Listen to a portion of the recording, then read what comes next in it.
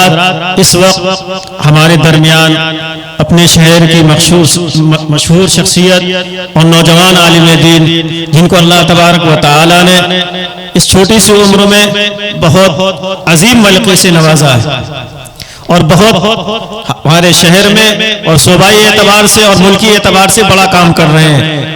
हजरत मौलाना जो हमारे दरमियान इस मौजूद हैं, हजरत मौलाना अमीनुल हक अब्दुल्ला साहब, जो नाजिम है जामिया महमूदिया अशरफुल उलूम के और नाजिम आला है जमीयतुल उलमा उत्तर प्रदेश के। मैं हजरत से इंतहाई अदब और एहतराम के साथ में गुजारिश करता हूं कि हजरत तशरीफ लाएं और मैं हजरत को इस शेर के साथ में दावत दूंगा कि हम तुम्हें फूलों की वफाओं में नजर आएंगे, जब भी ढूंढोगे फजाओं में नजर आएंगे, याद आए तो कभी हाथ उठा लेना तुम, हम तुम्हारी ही दुआओं में नजर आएंगे। मत ढूंढना हमें नफरतों की तपिश में, मत ढूंढना हमें नफरतों की तपिश में, हम सिर्फ मोहब्बतों की छांव में नजर आएंगे। जनाब हजरत मौलाना अमीरुल हक अब्दुल्ला साहब दामत बरकातुहुम। बिस्मिल्लाहिर्रहमानिर्रहीम, नहमदुहु व नुसल्ली अला रसूलिहिल करीम, अम्मा बाद। अल्लाह ताला ने अपनी कुदरत से ये कायनात बनाई, बेशुमार मखलूक़ात पैदा फरमाई और तमाम मखलूक़ात में इंसान को सबसे अफजल बनाया। इंसानों की हिदायत के लिए, जिंदगी गुजारने का तरीका बतलाने के लिए अल्लाह ताला ने कमोबेश 1.25 लाख नबी और रसूल भेजे। सबसे पहले पैगंबर अबुल बशर सैयदना हजरत आदम अलैहिस्सलाम और सबसे आखिरी पैगंबर हम सबके आका और मौला सरवरे कौनैन ताजदार दो आलम जनाब मोहम्मदुर रसूलुल्लाह सल्लल्लाहु अलैहि वसल्लम तशरीफ लाए। अल्लाह ताला ने अलग अलग मौकों पर अपने अलग अलग नबियों और रसूलों पर अलग अलग किताबें नाजिल फरमाई, शरीयतें नाजिल फरमाई। कोई नबी और रसूल और उनकी लाई हुई शरीयत हमेशा के लिए नहीं थी, सारी दुनिया के लिए नहीं थी, बल्कि अल्लाह ताला अलग अलग इलाकों के एतबार से या अलग अलग जमाने के एतबार से अपने नबियों को भेजा करते थे। और जब उनके जाने के बाद लोग उनके दीन में तब्दीली कर देते थे, तहरीफ कर देते थे और एक मर्तबा फिर हिदायत की जरूरत महसूस होती थी तो दूसरा नबी आ जाता था। कभी ऐसा होता कि बाद में आने वाला नबी अपने से पहले नबी की लाई हुई शरीयत को ही आगे बढ़ाता। कभी अल्लाह ताला कोई नई शरीयत और नया दीन देकर भेजते। यह सिलसिला चलता रहा। जब अल्लाह ताला ने अपने सबसे चहीते, सबसे लाडले पैगंबर जनाब मोहम्मद रसूलुल्लाह सल्लल्लाहु अलैहि वसल्लम को दुनिया में भेजा तो अल्लाह ताला ने पहली मर्तबा इस बात का ऐलान करवाया कि हुजूर पाक सल्लल्लाहु अलैहि वसल्लम तमाम इंसानों के लिए नबी हैं और क़यामत तक के लिए नबी हैं। इससे पहले किसी नबी ने यह ऐलान नहीं किया था। कुल या अय्युहन्नास इन्नी रसूलुल्लाहि इलैकुम जमीआ, ऐ इंसानों में तुम्हें सबके लिए रसूल और नबी बनाकर भेजा गया हूं और आपको आखिरी नबी बताकर क़यामत तक किसी नए नबी के आने का दरवाजा बंद कर दिया गया। मा काना मुहम्मदुन अबा अहदिन मिन रिजालिकुम वलाकिन रसूलुल्लाह व खातमुन नबिय्यीन। कि मोहम्मद सल्लल्लाहु अलैहि वसल्लम अल्लाह के आखिरी नबी हैं। ये जो हज़रत आदम अलैहिस्सलाम से नबियों और रसूलों का सिलसिला चला आ रहा था, अब ये मोहम्मद रसूलुल्लाह सल्लल्लाहु अलैहि वसल्लम पर मुकम्मल हो गया।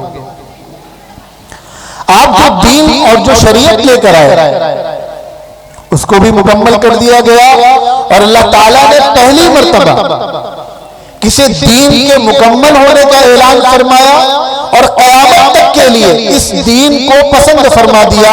अल-यौमा अकमलतु लकुम दीनकुम व अतममतु अलैकुम निअमती व रज़ीतु लकुमुल इस्लाम दीना, कि ये दीन मुकम्मल हो गया और क़यामत तक के लिए अल्लाह ताला ने दीन इस्लाम को बतौर दीन मुंतखब कर लिया, पसंद कर लिया। और जो किताब लेकर आए जनाब मोहम्मद रसूलुल्लाह सल्लल्लाहु अलैहि वसल्लम, अल्लाह की आखिरी किताब, उसके बारे में अल्लाह तबारक व तआला ने खुद ये ऐलान फरमा दिया, इन्ना नहनु नज़्ज़लना ज़िक्र व इन्ना लहू लहाफ़िज़ून, कि ये किताब हमने ही नाज़िल की है और हम ही इसकी हिफाजत करेंगे। आपसे पहले किसी नबी की नबूवत तमाम इंसानों के लिए, सारी दुनिया के लिए, क़यामत तक के लिए नहीं थी। आपसे पहले जो भी नबी और रसूल आए और उनको जो दीन दिया गया, जो शरीयत दी गई, वो मुकम्मल नहीं थी, वो क़यामत तक के लिए नहीं थी। और आपसे पहले जितनी भी किताबें अल्लाह ताला ने नाज़िल फरमाई, किसी भी किताब की हिफाजत का ऐलान नहीं किया गया। अब चूंकि क़यामत तक किसी नबी को नहीं आना है, अब कोई नया दीन नहीं आना है, अब कोई नई शरीयत नहीं आनी है, इसी दीन पर, इसी नबी की नबूवत पर और इसी किताब पर क़यामत तक आने वाले तमाम इंसानों की कामयाबी का दारोमदार है। तो अल्लाह तबारक व तआला ने कुरान पाक की और इस दीन की हिफाजत का खुद वादा फरमाया और ऐलान कर दिया कि हम इसकी हिफाजत करके दिखाएंगे। आज 1450 साल गुजरने के बाद बहुत ईमानदारी के साथ, सिर्फ इस वजह से नहीं कि हम मुसलमान हैं और कुरान वाले हैं इसलिए हम ये दावा कर रहे हैं, बिल्कुल अनबाइस्ड होकर, यानी गैर जानिबदार होकर, अगर ये रिसर्च की जाए कि आज की तारीख में रोए जमीन पर जितने मज़ाहिब के मानने वाले हैं, इनमें से कौन ऐसा है जो ये दावा कर सके कि उसका मजहब सही सलामत मौजूद है, तो मुसलमानों के अलावा कोई ये दावा करने की पोजीशन में नहीं है। जितनी भी किताबें, जो भी मजहबी लिटरेचर मौजूद है दुनिया में, हमारे बिरादरान वतन हो, उनकी मजहबी किताबें हो, ईसाई हो, यहूदी हो या किसी भी मजहब के मानने वाले हो, किसी भी किताब को पढ़ने और उस पर अमल करने वाले हो, कोई इस पोजीशन में नहीं है कि वो ये दावा कर सके कि ये किताब एज इट इज मिन उसी तरह आज उनके पास मौजूद है। कोई ये दावा करने की पोजीशन में नहीं। और अल्हम्दुलिल्लाह पूरी दुनिया का मुसलमान, चाहे वो दुनिया की किसी भी खित्ते में रहने वाला हो, वो ये दावा करने की पोजीशन में है कि आज से 1450 साल पहले हजरत जिब्रील अमीन जो कुरान जनाब मोहम्मद रसूलुल्लाह सल्लल्लाहु अलैहि वसल्लम के पास लेकर आए, बगैर किसी आयत की तब्दीली के, बगैर किसी ज़बर-ज़ेर की तब्दीली के और बगैर किसी हर्फ की तब्दीली के मिन नुआन वो कुरान आज हमारे पास मौजूद है और इंशाअल्लाह क़यामत तक इसी तरह मौजूद और महफूज रहेगा, क्योंकि अल्लाह ताला ने इसकी हिफाजत का वादा किया है। अल्लाह ताला असबाब के मुहताज नहीं है। किसी भी काम को करने के लिए हम सबब के मोहताज हैं। औलाद को पैदा होने के लिए शादी जरूरी है, माँ बाप दोनों की जरूरत होती है और दुनिया का निजाम इसी तरह चलता है। लेकिन अल्लाह ताला तो हर चीज पर कादिर है। अल्लाह ताला बगैर बाप के बेटा पैदा कर सकते हैं, हजरत ईसा अलैहिस्सलाम को पैदा किया। अल्लाह ताला बगैर मां के पैदा कर सकते हैं, हजरत हव्वा को पैदा किया। अल्लाह ताला बगैर मां बाप को पैदा कर सकते हैं, हजरत आदम को पैदा किया। अल्लाह सबब के मोहताज नहीं है। अल्लाह किसी को शिफा देने के लिए दवा के मोहताज नहीं है, लेकिन हमें यह हुक्म दिया गया कि तुम सबब इख्तियार करो। बीमार हो जाओ तो इलाज करो, दवा लो, और फिर दवा पर भरोसा ना करो, अल्लाह से दुआ करो कि दवा में शिफा दे दी। तो अल्लाह सबब के मोहताज नहीं। अल्लाह ताला के लिए सिर्फ ये इरादा काफी था कि इस कुरान की और दीन की हिफाजत होगी, हिफाजत हो जाती। लेकिन अल्लाह ताला ने चूंकि दुनिया को दारुल असबाब बनाया है, तो इसकी हिफाजत का अल्लाह ताला ने जो निजाम बनाया, वो निजाम ये है कि हर दौर में अल्लाह ताला अपने मखसूस बंदों को चुनते हैं जो अल्लाह की इस पाक किताब को अपने सीने में महफूज करते हैं। दुनिया में किसी भी लिटरेचर को महफूज करने का जितना ज्यादा हाई सिक्योर तरीका हो सकता है, उससे ज्यादा महफूज तरीका है जो अल्लाह तबारक व तआला ने जिसका निजाम फरमाया कि अल्लाह की किताब को इंसानों के सीनों में महफूज किया जाए। रसूल पाक सल्लल्लाहु अलैहि वसल्लम के पास जब वही आती थी तो आप जल्दी जल्दी उसको पढ़ते थे कि कहीं भूल न जाए। तो अल्लाह ताला ने अपने पैगंबर को तसल्ली देते हुए कहा कि आपको जल्दबाजी करने की जरूरत नहीं है। कुरान नाज़िल करना भी हमारा काम है और कुरान को आपको याद कराना, आपके सीने में महफूज करना भी हमारा काम है। कुरान को पढ़ाना भी हमारा काम है और कुरान को समझाना भी हमारा काम है। ला तुहर्रिक बिही लिसानक लिताजल बिही इन्ना अलैना जमअहु व कुराना फइज़ा क़रअनाहु फत्तबिअ कुरआना सुम्मा इन्ना अलैना बयाना। ये जिम्मेदारी अल्लाह ने अपने जिम्मे ली कि नबी करीम सल्लल्लाहु अलैहि वसल्लम के सीने में अल्लाह ताला ने अपनी पाक किताब को महफूज किया और हुजूर सल्लल्लाहु अलैहि वसल्लम सबसे पहले हाफिज कुरान, हजरत जिब्राइल अलैहिस्सलाम से दौर फरमाया करते थे। और सीरत की किताबों में लिखा है कि आपका जो आखिरी रमजान है उसमें आपने दो दौर फरमाए हैं हजरत जिब्राइल अलैहिस्सलाम से। सहाबे किराम में बड़ी तादाद हाफिज कुरान, खलफाए राशिदीन हजरत अबू बकर सिद्दीक, हजरत उमर फारूक, हजरत उस्मान गनी, हजरत अली मुर्तजा रिज़वानुल्लाहि अलैहिम अजमाइन और बड़ी तादाद सहाबे किराम की उन्होंने कुरान पाक को हिफ्ज किया। वो जमाना है उस वक्त से लेकर आज तक पूरी दुनिया में कुरान पाक के अल्फाज को अपने सीनों में महफूज किया जा रहा है और कुरान पाक के मानी और मतलब को पढ़ा जा रहा है, सीखा जा रहा है और दुनिया को सिखाया जा रहा है।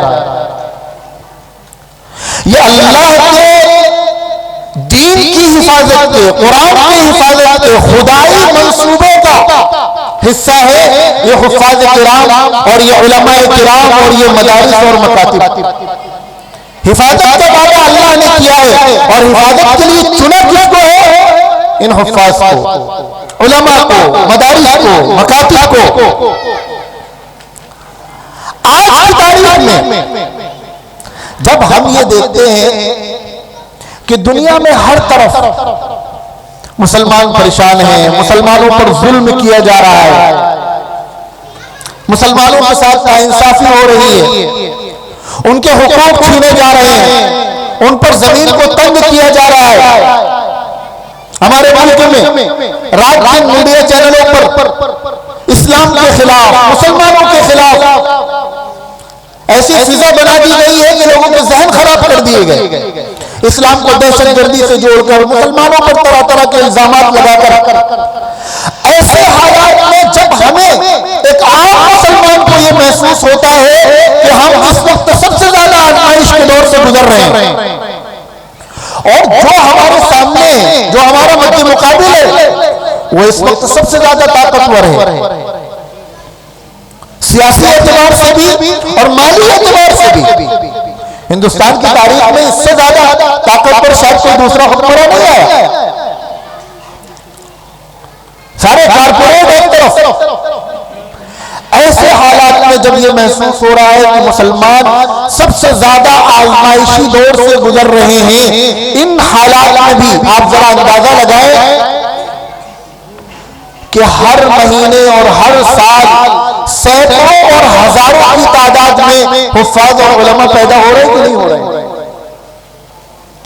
इन हालात में भी अल्लाह तबारक व तआला उसी तरह दीन की हिफाजत फरमा रहे हैं जो सिलसिला शुरू हुआ था सय्यदना इमामुल अंबिया जनाब मोहम्मद रसूलुल्लाह सल्लल्लाहु अलैहि वसल्लम से। हमारे पास कोई सही डाटा नहीं है, लेकिन अंदाजे से भी अगर हम बात करें तो अभी जब मदारिस का सर्वे हो रहा था तो एक फहरिस्त हुकूमत ने जारी की थी कि किस शहर में कितने मदरसे हैं, तो तकरीबन सभी शहरों में कहीं 300 मदरसे हैं, कहीं 400 मदरसे हैं, और तकरीबन हर मदरसे में कम से कम हिफ्ज की तालीम हो रही। इस तरह पूरे उत्तर प्रदेश में कुछ 7-8 हजार मदरसे बतलाए गए कि यूपी में 8,000 मदरसे हैं। हम आधे कर लेते हैं 4,000 मदरसे, और हर मदरसे में हिफ्ज का निजाम, तो 4,000 मदरसों में अगर हिफ्ज का निजाम चल रहा है बिना तफरीक मसलक, अगर हम एक साल में एक मदरसे से 3 हाफिज का भी एवरेज लें, जबकि और ज्यादा होंगे। बाज़ मदारिस तो वो है जो एक साल में 50-50, 60 हुफ्फाज उनके यहाँ तैयार होते हैं, और फिर कितने बड़े बड़े मदरसे दारुल देवबंद, मदाहिर, नदवा, सहारनपुर, हथौरा, और फिर बैतुल उलूम सरायबीर और आजमगढ़, और हमारे शहर में मदरसा जामिया, और बड़े बड़े मदरसे मौजूद हैं। अगर सिर्फ उत्तर प्रदेश के अंदर एक मदरसे में साल में 3 हाफिज तैयार हो रहे हैं, तो बहुत एहतियात के साथ अगर बात की जाए तो कम से कम 12,000 हुफ्फाज सिर्फ एक सूबे में हो रहे हैं एक साल में। आप पूरे मुल्क का अंदाजा लगाए और फिर पूरी दुनिया का अंदाजा लगा ले। ऐसे हालात में जब यह नजर आता है कि सारी दुनिया इस्लाम की दुश्मन बन गई है, तब भी अल्हम्दुलिल्लाह ये मदारिस, ये मकातिब इस तरह दीन की हिफाजत कर रहे हैं कि हर साल हजारों की तादाद में हुफ्फाज भी पैदा हो रहे हैं और हजारों की तादाद में उलमा भी पैदा हो रहे हैं। ये अल्लाह के खुदाई मंसूबे का हिस्सा है। हिफाजत का वादा अल्लाह ने किया है, और हिफाजत के लिए जो निजाम अल्लाह ताला ने बनाया है उस निजाम का नाम है मदारिस और मकातिब, उलमा और हुफ्फाज। और ये दीन, ये शरीयत, ये किताब क़यामत तक इसी तरह महफूज रहेगी, बाकी रहेगी। दुनिया की कोई ताकत इसमें न तब्दीली कर सकती है न इसको मिटा सकती है। बड़ी बड़ी ताकतें आई जिन्होंने अपनी कोशिश कर ली, पंजा आजमाई कर ली। ऐसे हालात आए जब ये लगे कि मुसलमान ही नहीं बचेंगे, लेकिन अल्हम्दुलिल्लाह आज दुनिया की दूसरी सबसे बड़ी आबादी के साथ, अपने पूरे इस्लामी तशक्कुस के साथ, अक्सरियत की बात कर रहा हूं, दुनिया की किसी भी खित्ते में रहने वाला मुसलमान हो, अपनी मसाजिद के साथ, अपने मदारिस के साथ, अपने खानकाहों के साथ, अपने दावत तबलीग के साथ, अपने उलमा हुफ्फाज के साथ, दाढ़ी टोपी और पगड़ी के साथ इस दुनिया में दूसरी सबसे बड़ी आबादी के साथ मुसलमान मौजूद है। और सरकारी आदाद शुमार ये बतलाते हैं कि ऐसे दौर में जब हर तरफ इस्लाम और मुसलमानों को बदनाम करने की कोशिश की जा रही है, इस वक्त दुनिया में सबसे तेजी से अगर कोई मजहब फैल रहा है तो वो मजहब इस्लाम है। जिस मुल्क में आप मौजूद हैं, यहाँ हर तरफ नफरत के माहौल के बावजूद रोजाना एक बड़ी तादाद कलमा पढ़कर इस्लाम कबूल कर रही है। और ये सब बरकत है इन मदारिस की, मकातिब की, उलमा की, हुफ्फाज की, जो 1450 साल से दीन की हिफाजत कर रहे हैं और क़यामत तक करते रहेंगे। न कुरान मिटेगा, न मदरसे मिटेंगे, न उलमा मिटेंगे, न हुफ्फाज मिटेंगे, न मकातिब मिटेंगे। हम आप अगर चाहते हैं कि हमारा फ्यूचर भी समझ जाए और हम भी अल्लाह की हिफाजत में आ जाए, तो हमारे इसलिए जरूरी है हम अपना ताल्लुक कुरान से जोड़ें, मदरसों से जोड़ें, मकातिब से जोड़ें, उलमा से जोड़ें, हुफ्फाज से जोड़ें। मैं मुबारकबाद पेश करता हूँ इस मदरसे के जिम्मेदारान को कि माशाअल्लाह इतना अच्छा निजाम चला रहे हैं। हर साल हुफ्फाज किराम की एक बड़ी तादाद यहाँ से तैयार होती है। अल्लाह ताला तमाम मदारिस इस्लामिया की हिफाजत फरमाए और हमें उनसे सही ताल्लुक कायम करने की तौफीक अता फरमाए। व आखिर दावाना अल्हम्दुलिल्लाहि रब्बिल आलमीन।